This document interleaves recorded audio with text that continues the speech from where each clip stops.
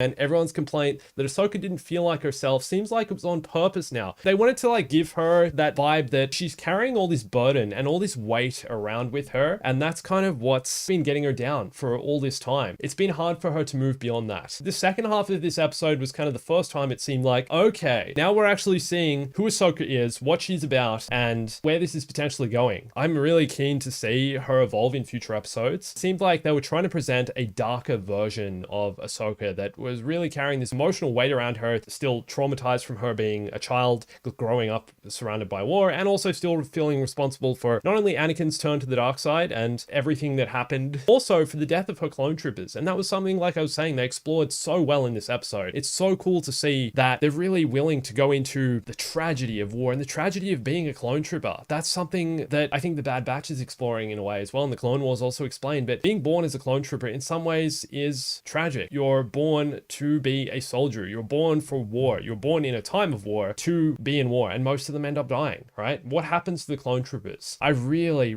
really want the Bad Batch Season 3 to go so much deeper into the after effects of the Clone Wars on clone troopers in general. See where they end up. See how that guy in Obi-Wan, that clone who's just like lying on the side of the street, see what happens to him. After the Clone Wars, they lose all meaning and purpose. And I think the Bad Batch is kind of about them evolving and finding their own purpose and finding, you know, what happens and where they go and stuff. But I still feel like there's so much more development there. And it seems like in some ways, Dave Filoni is willing to explore that. I mean, this is a show about Ahsoka and it's set in the post-Empire period. So it's a long time since the Clone Wars, and we're still seeing Clone Wars flashbacks and Clone Wars moments. I really like that.